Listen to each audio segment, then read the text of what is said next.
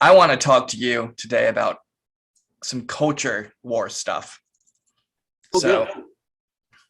I typically kind of like to stay away from this stuff. I feel like it's an easy topic, but this one just got me kind of fuming today. And so I'm going Well, to talk Stu, about as we all know, we don't want to piss Stu off. it. So West Side Story, it's a musical. And so recently, The Jets and the Sharks, right? exactly. And so recently, Steven Spielberg remade it. It just got released. And the actress who plays Maria is very young. And so she is the fountain of all wisdom and information in the world. So Is she trans or is she a real woman? she's a real woman. Okay, really? Okay, I'm surprised. And so one of the decisions they made in West Side Story was that if they were speaking Spanish, they wouldn't put subtitles up. Because if you put subtitles up, then you're saying the dominant language is English. And I've seen plenty of movies where they don't do subtitles when they have a foreign language being spoken. But in response to this, which is considered some sort of controversy, she said, it's 2021, learn Spanish. Now, How about eat me, Maria?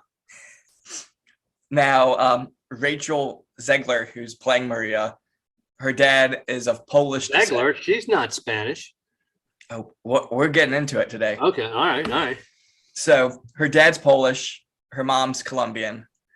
But that's like saying when, let's say it's Poland and all of a sudden you've just been blitzkrieged and the incoming soldiers are saying, well, it's, when did they invade? 1940 or 1939? 1939, September. Okay, yeah, 1930. So let's say it's Poland, 1939, and the Germans say, speak German, not Polish. I mean, and then the audacity of even saying that, because how did people from Colombia start speaking Spanish? That's right. It took over whatever languages were spoke to begin with. I know.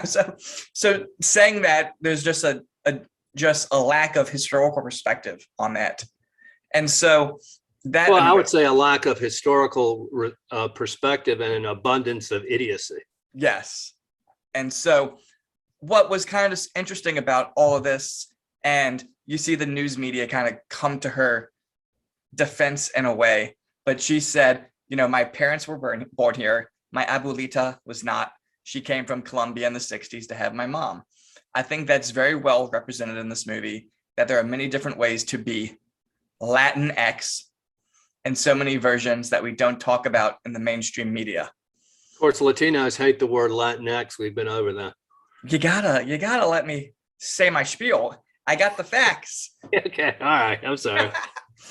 But and so USA Today cleaned that up and they quoted her as saying, there's no one way to be Latina.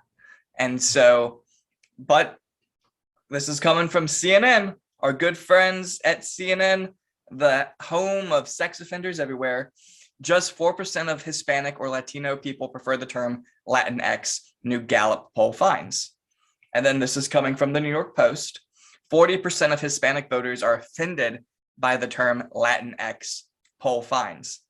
So I just want to talk about some of the other beautiful ways that people can be Latino or Latina that I guess Rachel probably also likes. So Piñatas at birthday parties. I want to talk about how in her grandmother's home country of Colombia, they have frequent terrorist attacks by a group of terrorists that are far left called the National Liberation Army. And so these are Marxist-Leninists, and they do all kinds of terrorist attacks, like car bombs, and they did take some time off for COVID. They declared that. But Nice of them. the Colombian government was trying to negotiate with them to get them to quit hurting people. And then they do a car bomb, and then they say, well, we can't negotiate with you anymore because we did so with good conscience, and you guys screwed us over. Now, the terrorist group I'm more familiar with to the south, their neighbor, Peru, is the Shining Path. And so these fellas, they're real sweet. They're very violent.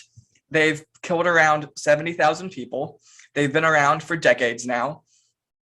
And so some of their violent tactics include assassinations, bombings, beheadings, massacres, stoning victims to death, or placing them in boiling water. So you can really kind of see the same, and it kind of goes back to something that you talk about a lot, where when you have this ideology that is really founded on hate, it's not as simple as just shooting someone in the fucking head. You have to torture them to death.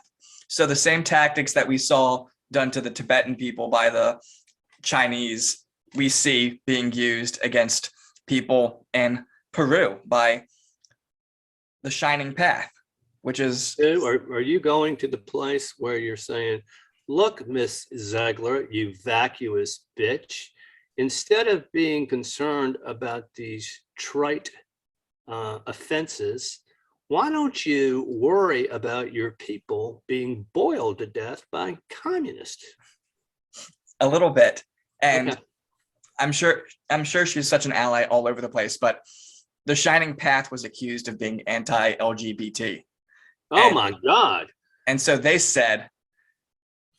defended their actions by saying that LGBT individuals were not killed because of their sexual identity. Instead, they were killed because of their degrading and promiscuous practices, and the people requested that they be executed. I mean, how psychotic is that?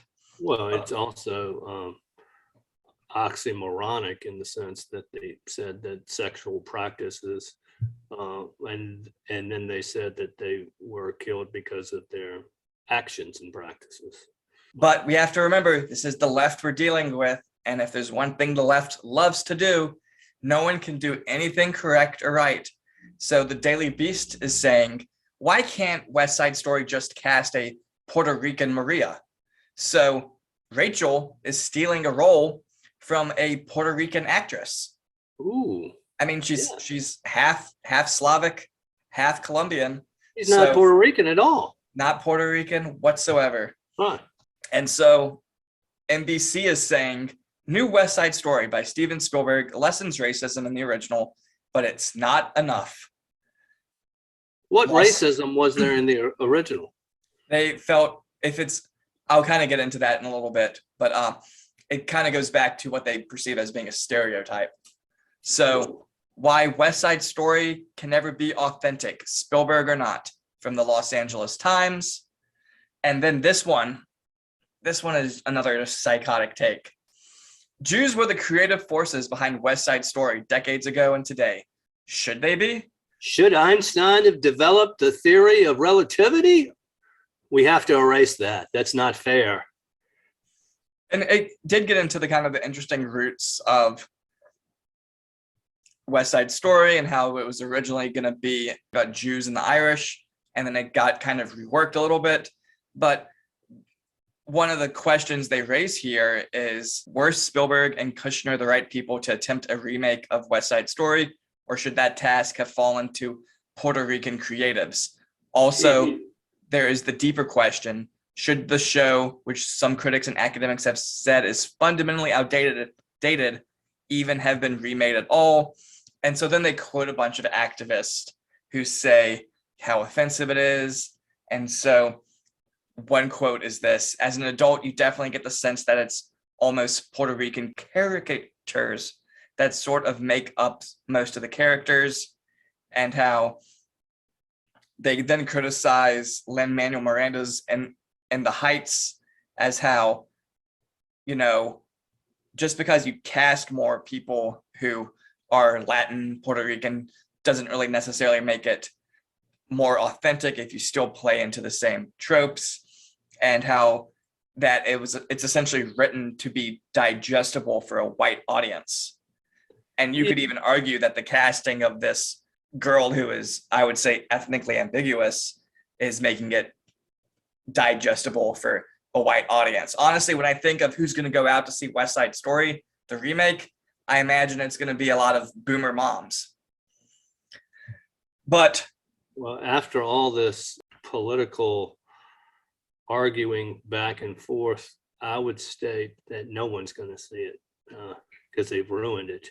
And Stu, have you detected again the Marxist bulldozer theory in the sense that these people want to destroy everything before them? Nothing before them that ever happened is right in their minds. this is a theme I'm gonna go on a little bit about in a second. So there I go again, Stu. I mean, you're just too smart. You're just too smart. And so the cut says West Side Story can't be saved. And then you do have a few articles that defend it. So Pop Sugar said, the West Side Story remake displays Latinx pride without perpetuating stereotypes. But at the end of the day, Spielberg's West Side Story opens to tepid box office receipts. And so it's not doing well. And so they're blaming one of the actors, Ansel Elgort, who has a long timeline of sexual allegations against him, including a lot of women who are 14, 16, 17 years old. And so he is being blamed for why it's flopping. And it just kind of begs the question of, if Miss Zegler, Rachel, who's playing Maria, is such an ally, why did she agree to do this movie if she's robbing a role from a Puerto Rican actress, perpetuating stereotypes, also engaging in working with a fella who has done lots of sexual misconduct, and then also, at the end of the day, why isn't this movie being done by Puerto Rican creatives? So there's this whole narrative clash. And so some of her tweets, like Kyle Rittenhouse being acquitted on all charges after such heinous crimes, is the epitome of white privilege and exactly what is wrong with this godforsaken country. Arguably, I think she is white privilege to be cast as Maria. They don't believe anything they say. They mouth what they think they're supposed to say to get along in the PC world. They don't think for themselves. But you're absolutely right. If she's going to harp about white privilege, what the hell does she think she is? She's not a Puerto Rican. Yeah. And so give up the job, bitch. Give up the money. And so speaking of money, she was very upset this week. And this actually, I think, was about like an hour ago. And she said this: happy 3-year anniversary of So Help Me God. If one more reporter asked me how this video got me the role in West Side Story, I will absolutely lose it. Like, I will have a total meltdown. I auditioned for 349 days.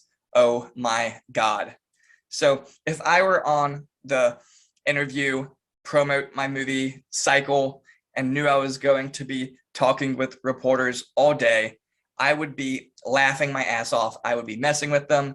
I would be, no, I'm just paid all the way to the bank, and I would not be freaking out about it. However, she has a complete meltdown about it. 2 phrases there in her little soliloquy that tipped me off, Stu, to the fact that she is a vacuous, airhead, anti-intellectual, ignorant California bitch. OMG, oh my God, and like. Okay. I mean, it's just like, as soon as you hear those, the light bulb goes off. Go, yeah, okay. And something interesting is she is now cast as Snow White in the new live action movie that Disney is doing. And she said that it's going to be a lot stronger than the original Snow White movie. And going back to what you said about how the bulldozer of Marxism has to destroy everything from the past, I just want to remind everyone, the original Snow White came out in 1937. It was the first traditionally animated movie of its time. It was Disney's first animated feature film. So you're talking about something that set the precedent for 100 years and has had immense impact on its field. And the audacity to think you're going to come in and do something better is just gross to me. You should be saying, hey, we're doing this new live action. I think it's cool, but let's never forget everything that Disney produced.